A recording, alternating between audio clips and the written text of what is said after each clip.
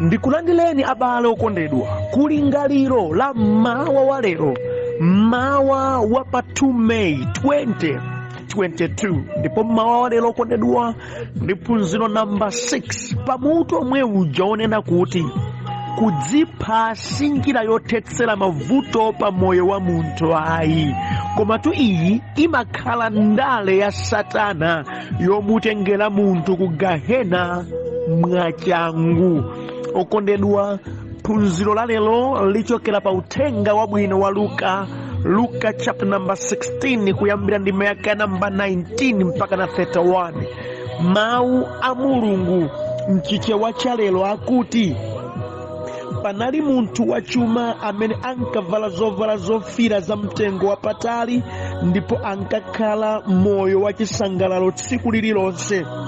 Pa khomo la mpanda wake ankagonekapo munthu wopempha wotchedwa Lazaro, wazilonda thupi lonse, ndipo ankafunitsitsa atadya zomwe zinkagwa pansi kuchokera pamene munthu wolemerayo ankadyapo. Agalu ankabweranso ndi kumanyambita zilonda zake. Nthawi inafika imene wopemphayo anamwalira, ndipo angelo anamunyamula nakamuyika m'manja mwa Abrahamu. Munthu wolemerayo anamwaliranso ndipo anayikidwa m'manda. Ali mgahena kuzunzika, anakweza maso ake ndipo anaona Abrahamu ali ndi Lazaro pambali pake, ndipo anafuwula kwa iye kuti, abambo Abrahamu, mundimvere chisoni ine ndipo mutumeni Lazaroyo kuti aviyike nsonga ya chala chake m'madzi kuti azizilitse lilime langa chifukwa ndikumva ululu m'moto muno. Koma Abrahamu anayankha kuti, mwanawe, kumbukira kuti nthawi ya moyo wako unalandira zinthu zako zabwino pamene Lazaro analandira zinthu zoyipa, koma tsopano akusangalatsidwa kuno ndipo iwe uli m'mazunzo. Ndipo kuonjezera pa zonsezi, pakati pa inu ndi ife pali phompho lalikulu limene linayikidwa, kotero kuti amene akufuna kubwera kumeneko sangathe, kapena palibe amene angawoloke kuchokera kumeneko kudzafika kuno. Iye anayankha kuti, ndipo ndikupemphani inu abambo, mutumeni Lazaroyo ku nyumba ya abambo wanga, pakuti ine ndili ndi abale 5. Lolani iye akawachenjeze kotero kuti asadzabwere kumalo ano amazunzo. Abrahamu anayankha kuti, ali ndi Mose ndi aneneri, aleka amvere iwo. Iye anati, ayi abambo Abrahamu, koma ngati wina ochokera kwa akufa adzapita kwa iwo, adzatembenuka mtima.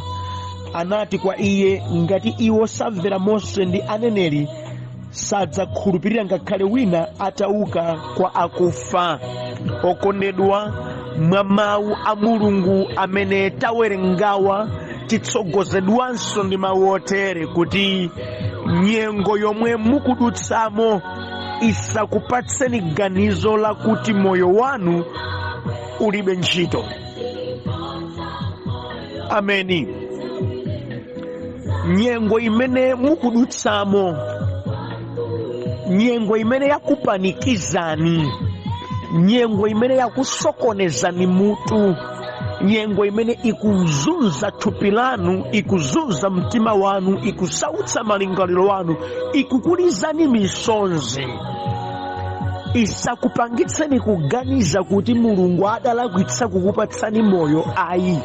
Isakupangitseni kuganiza kunena kuti moyo wanuwo ngopanda ntchito, uli useless, olotachotsedwa, palibenso ntchito ina iliyonse ndipo palibe angadandaule ayi. Okondedwa, anthu ambiri amataka panikizika ndi zowachitikira. Amafika pomaganiza kuti kunali kwabwino ine nditangofa. Mtakumbukani Yobu atasautsidwanso adayamba kutemberera tsiku limene adabadwa kuti kunali kwabwino ine ndikadapanda kubadwa, chifukwa chakuti akuona mavuto. Maganizo oterewa ambiriso amatha kukhala nawo. Koma ndimati ndikuze mawa wa lero kuti masautso amene mukudutsamo, zipinjo zimene nzomveka ndithu, koma zisakufikitseni pomalingalira kuti moyo wanu wongopanda ntchito. Ayi, ndimati ndikuwuzeni, ukadakhala kuti moyo wanu unalibe ntchito, Yehova sakadaulenga. Mukadakhala kuti inuyo muli useless, monga mmene nakhoza kunenera, monga mmene nakhoza kupangirani fiti, ndimati ndikutsimikizeni, Yehova sakadalola mudzipumabe monga mukupumira pano. Ayi, ngati Mulungu adakulengani ndinu waphindu, ngati Mulungu akukusungani ndi moyo ndinu waphindu, ngati Mulungu akupangitsabe kuti zina zizichitika pa moyo wanu, ndekuti inuyo ndinu waphindu. Okondedwa, nyengo yomwe mukudutsamo isakupangitseni kuganiza kuti ndinu woyiwalika ndi osaganizidwa ndi Mulungu. Ayiso, kumakhala kwa pafupi kumadziuza zinthu za negative moyo mwako kamba ka nyengo imene ukudutsamo.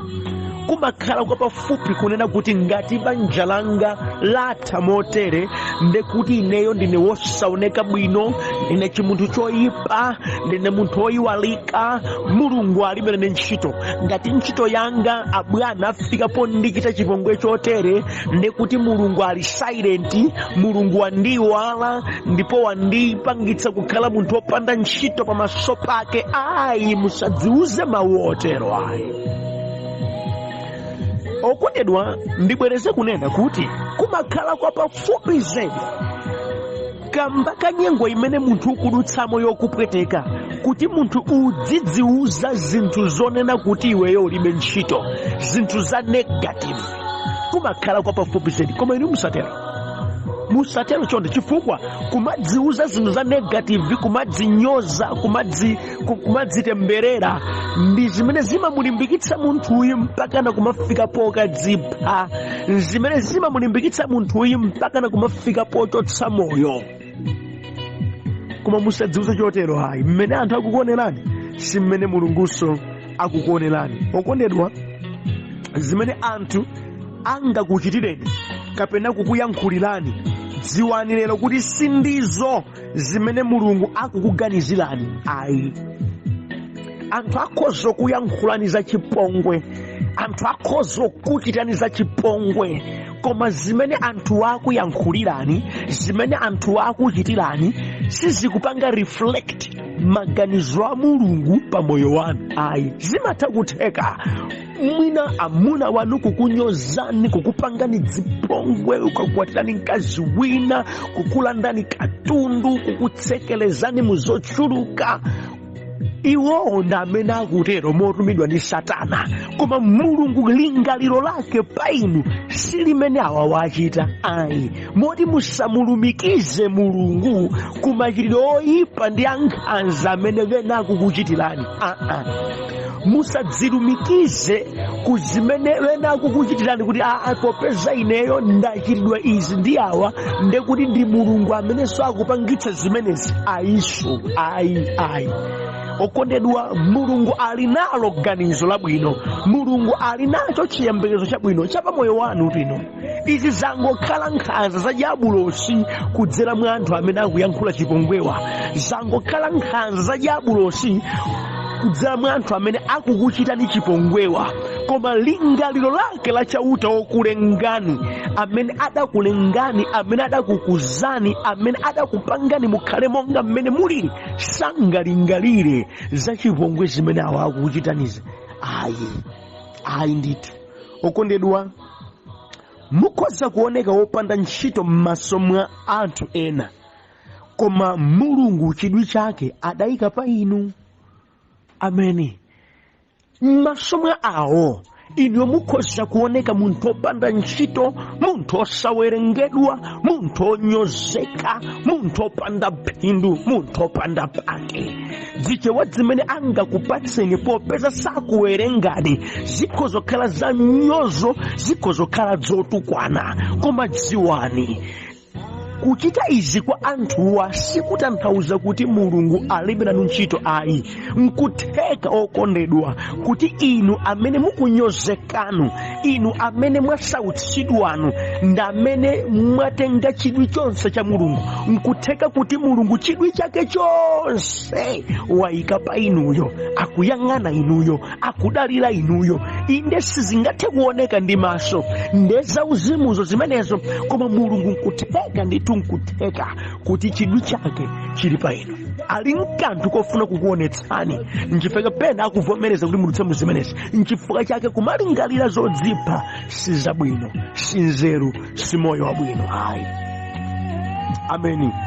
Kukondedwa, chilimikani pa mulungu mchikhulupiriro. Musapanikizike ndi zokuchitikirani mpaka kuganiza zodzipha ayi. Dziwani kuti zabwino zanu chauta wasunga. Musadziphe, musataye mtima. Chimwemwe choposa nyengo yanuyi mudzachiona ndithu mukachilimika pa mulungu. Ameni. Musataye mtima, musapanikizike namati ineyo ndingochotsa moyo wangawo chifukwa ndapirira kokwana, dzandikwana, wabwinoyo atani, ndayesetsa koma ndalephera. Ayi, musatero, musatero. Zipongwe zokuchitirani anthu ena kusakuthandizani kumene anthu ena akuchita, minyozo imene ikubwera pa inu sikupanga reflect lingaliro la mulungu pa moyo wanu ayi. Yehova ali ndi maganizo koma zedi. Mwina pangokhala kuti maso anu sakuona, koma ndimati ndikuwuzeni, pakukhala inu ndi moyo tsiku ndi tsiku muzipanga realize chikondi cha mulungu pa inuyo. N'chifukwa chake musauone moyo wanu wopanda ntchito, musadzinyoze, musadziderere. Izi nzaka nthawi kochepa, musadziphe. Chilimikani pa mulungu wokulengani. Ali nanu phindu, ali nchina chake chofuna kuti aonetsere ndithu pa moyo wanu. Ameni. Mawu a mulungu amene tawerenga pakamwa pa Yesu pakuyankhula za anthu awiri, Lazaro wosauka ndi wina wachuma kwambiri. Baibulo pofotokoza za Lazaro akufotokoza kuti anali wosauka zedi. Baibulo pofotokoza za munthu wolemera akufotokoza kuti anali munthu wamanyado, munthu onjoya, osalabada koso za mulungu. Awiri amenewa amakhala pamodzi, koma zochita zawo ndi zokhulupirira zawo zosiyana. Talingalirani, kodi akhoza kukhala macheza mtundu wanji pakati pa munthu wolemera kwambiri, wamanyado ndi wazinjoyi, ndi munthu wosauka kwambiri, osowa ngakhale zovala, ngakhale mankhwala kuti athandize mabala ake kuti afike podzipuputa zonda zake ayi kusowa, ndagalu amene amanyambita mabala wake. Tamvetserani, udali moyo opanikizika, unali moyo ovuta. Kodi ifunso nkumati Lazaro amataka madziona na amati kodi ndikukhala ndi moyo mdziko muno chifukwa chani? Phindu langa lili pati? Ndidzakondwa liti? Ndidzakondwa liti? Kodi osauka afe, mphoto yathu nchiyani? Phindu yathu nchiyani? Tidzakondwa liti? Kodi mulungu yopondilenga amati ndidzasauke chotere? Ndi mafunso amene akhoza kumapanikiza moyo wa Lazaro. Chifukwa ngakhale zakudya amasowa, ndi kumadya nyenyeswa zochoka pa tebulo la munthu onjoyayo. Nyengo imene Lazaro analimo yakupanikizika motere ndi nyengonso imene ambiri ali nayo. Nyengo imeneyi imakupatsa zinthu izi. Choyambirira, imakupangitsa kuti ufananitse moyo wako ndi moyo wa ena, na adzipeza kuti iweyo ndiwe useless. Andi ndimati ndinene ichi choma ufananitsa moyowu chazunza anthu ambiri, chapanikiza anthu ambiri. Ndipo popeza anthu amatha kufika popanikizika enanso adadzipangira ziganizo zimene lero lino sizikuwathandiza. Enanso amafika poonjeza kupanikizikako mpaka na kumafika pochotsa moyo.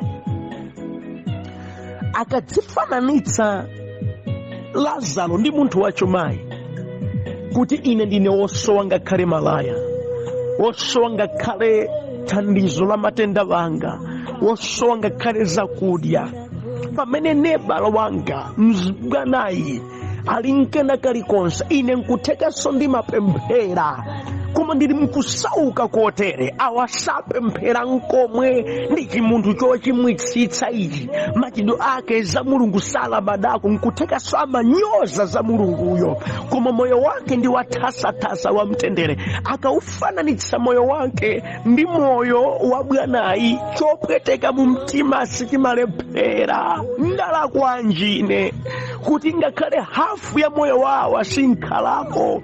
Ndachimwa chiyani ine? Ndimati ndikuwuzeni okondedwa, Yehova adakulengani ngati inuyo, awonso adawalenga ngati iwowa. Inde zina tikhoza kukhala nazo mofanana, koma zina zikhoza kuchitika mosiyana. Mukudziwa kufananitsa komweko kumenenso kwazunzanso anthu ambiri amene amati akakhala mwina mu location amanena kuti kunyumba kwanga ndili nchani, nanga kwawo kuli nchani. Motero anthu ena amati akapita ku khomo la anthu ena, malo mokangochezako amakhala bize ndi kumadzifananitsa, kodi kwathu kuti lili nchani, nanga wali nchani. Kukonda moyo ofananitsafananitsaku nkumene nthawi zina kumakupatsa maganizo ena namakukweza ma BP. Alipo wena adakaona katebulo kabwino mnyumba ya anthu ena, idakakhala milandu ku nyumba kwawo, kwawo tilali nchakuti, ife bwanji tilibe. Kodi mukudziwa pamene moyo wawo akuyendera? Kodi nchani wa chisomo chawo nchani zofanana? Zimene zimangokusautsa moyo kumafika pokakufikitsa kunena kuti udziganiza kuti iwe ndi wotsalira zedi, iweyo ulibe ntchito, chifukwa moyo wako ukufananitsa ndi wena amene sudafunira kuti utero. Ayi,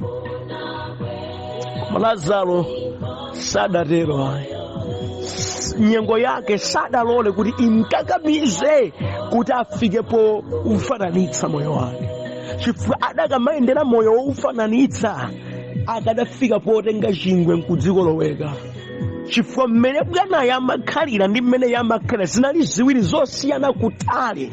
Bweza atafika popadziuza kuti ineyo ndine useless, ndine chimunthu cholephera chopanda ntchito, taona nazanga akunjoya motero ine ndikukanika, adakati adziyendera moyo womadzifananitsa ndi wina aliyense, akadasauka kwambiri zedi, akadadzipha. Koma sadatero. Inunso okondedwa, musamayende mwa moyo womadzifananitsa ndi aliyense. Kunja kuno kuli matalents osiyana, kuli machitidwe a zinthu osiyana, ndipo nyengo zanu mukamakonda kumadzifananitsa ndi ena mwa mpikisano mukadzadzipeza kuti ndinu munthu wolephera, mudzakwiya kwambiri ndi kumadziuza mawu oti moyo wanu ulibe ntchito. Mwa ichi kuchotsa moyo wanu kudzakhala kosavuta. Koma musatero abale wanga, inu chilimikani pa zimene Mulungu adakupatsani. Ameni. Chachiwiri, nyengo yotero okondedwa imakupatsa kuzindikira kuti iweyo ulibe ntchito, chifukwa maso ako amatseguka poona moyo wako ndi wawena napeza kuti iweyo uli kuchikuto. Nkwapafupi kudziuza kuti iweyo ulibe ntchito, nkwapafupi kudziuza kuti ine ndetsa moyo usindayambe tikadali kutali. Ndabvapo anthu ambiri akamacheza akamafuna kufanitsa zizamati inuwe muli kutali simudayambeko. Nyengo ngati iyi ndi imene imakupangitsa kutero. Nyengo yoba kuonetsa nkhanza za anthu ena zimene akukuchitira, nkumadziza kuti nanga kuti mulunguyo ali kuti. Chifukwa ndi nyengo imene imakuonetsa kunena kuti mwina mulungu adakuiwala ndipo mulungu alibe nawe ntchito. Ndiye kudziuza kuti iweyo uli useless kumakhala kwa pafupi. Ndi nyengo imene imakupanikiza kukufika po upeputsa moyo wako nkumati tsono chokhaliranso ndi moyo ku dziko lapansi lino nchiyani, chifukwa palibe chiyembekezo china chilichonse chimene chikuoneka. Mukudziwa chani? Anthu ambiri nyengo yawo akaitenga nayifikitse pa mulingo umenewu, chokhalira ndi moyo ku dziko lapansi samachiona. That's why amathamangira kudzipha. Andi chinjelekezi chimakhala kuti chili pafupi nkumakunamiza kuti taona. iweyo tere ulibe ntchito, iwe nyengo iyi anthu akungokuseka, ungalimbikire bwanji palibe chingachitika. Taona zako akunjoya, awawa nde zawo zili bwino, awawa nde opempherawo, iweyo nde ichi nkunja teretu. Ndipo ambiri akagonjera kumawu a mdierekezi wotere ndi amene amakadzipha. Koma yeti chimene Mulungu akuyang'ana pa munthuyu si chimenecho. Tiyamike kumwamba, Lazaro sadadziphe mchimenechi. Ayi adafika podzivomereza ndili mchimenechi, koma adasungabe cha mkati mwa moyo wake. Amen. Nyengo yotere yokondedwa ndi nyengo imene Mulungu saonekanso ngati thandizo. Ndi nyengo imene imampenta Mulungu ngati woyipitsitsa, wosathandiza, wopanda ntchito. Ndi nyengo imene munthu umayamba kuganiza mwa general ngati uyu akundichita nkhanza ndekuti olemera onse nga nkhanza, ngati uyu akundichita chipongwe ndekuti anthu onse ngosalabada za moyo wanga. Umafika pomadziona kuti uli pawekha, Mulungu wakutaya, anthu akutaya, palibenso angakuthandize, ndipo palibenso chiyembekezo chilichonse. Andi chinjerekezi chimamba kukunamiza nkumati ulitu wekha iwe, palibe angakuthandizetu iwe, te ukhalira ndi moyo iwe, tangodzipha iwe. Ndi zimene ambiri amakhulupirira nadziphadi, chifukwa nyengoyo imakupanga throw away ngati kuti ukakhale pawekha iweyo, pomaganiza za wekha. Ndikambe ndiwena pano amene akudutsanso mnyengo yomweyo akumadziuza kuti ndili ndekha ide. Suli wekha. Yesu adayankhula mawu akuti aonani ndili ndi inu kufera chimaliziro. Ndiye yekhayo amene angadziuze kuti sindili ndekha, ndili ndi Yesu mu mtima. Ndipo pavuto langali Yesu akudziwa, amene ndi amene amalimbikabe. Tiyamike kumwamba, Lazaro adalimbikabe nasunga chimenechi mu mtima mwake, mpaka na Bible kunena kuti Lazaro adafika pomwalira. Bible sili kuti Lazaro adadzipha ayi. Ndipo ndimati ndinene kufa kwake kwa Lazaro sadafe ngati olemera ayi. Ndekuti zimene anthu amanena zoboleza, zosintha kwa nyengo, sizinamchitikireko iyeyo ayi. Adafa mu state yomweyo yozunzika, adafa mu state yomweyo yosautsidwa, koma adasunga chikhulupiriro. Tamvani, zidamba kumdabwitsa Lazaro pamene amamwalira. Amakati adaona programu ya kumwamba kuti idali yotani. Angelo ndi amene adadzatenga mzimu wake. Mukudziwa chani, mukhoza kumazunzika motere nkumaona ngati mwana ulibe ntchito, koma kuseri kwa zimenezi Yehova ali ndi chipulani chaulemu kwambiri zedi pa moyo wanu. That's why kudzipha sidiro ayi. Tingoyerekeza kuti kamba kakusautsidwa kotere Lazaro adadzipha, kodi Mulungu akadatumanso angelo kudzautenga mzimu wake nakawika m'manja mwa Abrahamu? Ayi, sadakatero. Ndipo ndinene kwa iwo amene amadzipha kamba kakuti nyengo yakalipa, akadzipha ndi ziwanda dzimizimu zonyipa zipazalika mzimu wakewo ndikukauponya ku gahena pino kumakhala kumeneko. Sakhalaso chauta ayi, ndekuti wasiyana ndi Mulungu kwa muyaya.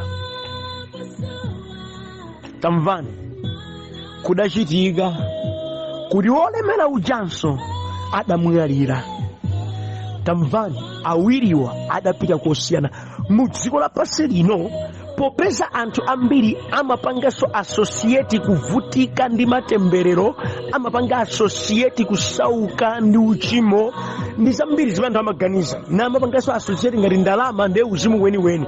Ndiye kuti ali mdziko lapansi, Lazaro amaoneka osapemphera, Lazaro amaoneka ngati chinkunja, Lazaro amaoneka chopanda ntchito, ndipo wachuma uyu amaoneka ngati ndiye anthu okondedwa ndi Mulungu. Koma atamwalira uyu wachumayi, popeza samalabada za Mulungu, adapita ku gahena wa moto pakamwa pa Yesu pakutero. Ndipo Bible likuti ankakazunzika. Ndimafunanso mutenge chimene Yesu akufotokoza zochitika mu gahena. Chifukwa kosama ndidzipha ine, onse odzipha amapita ku gahena. Chifukwa akhala anthu ochimwa, ku gahena kumapita wonse amene afa osalapa. Bible likuti ali mu gahena akuzunzika ndi moto mu gahena wachuma uyu. ndekuti wonse amenenso amakhala ochimwa amakazunzika mu gahena. Ndinali wodziphaso amakazunzika mu gahena. Moti achimwene chemwali mungamati ndidzipha ndekuti mukupita kokazunzika mu gahena wa moto.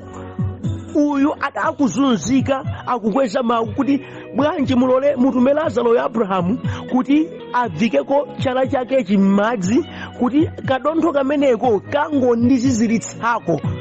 Akundo kuyamba kumaganiza zinthu zoti nzopanda mpake pomwe, koma iye amaona kuti chizunzo chimene ali nacho mu gahenamo kadropu kamadzi kakhoza kukhala ngati lilifiko. Ku gahena kuli chizunzo kondedwa.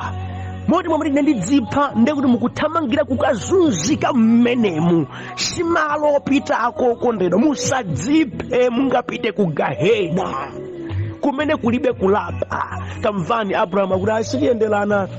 Iwe takumbukira umakhala moyo wako te. Mumva bwanji kuti mudati mwadzipha kumwambazika kukumbutsani kuti takumbukira iwe.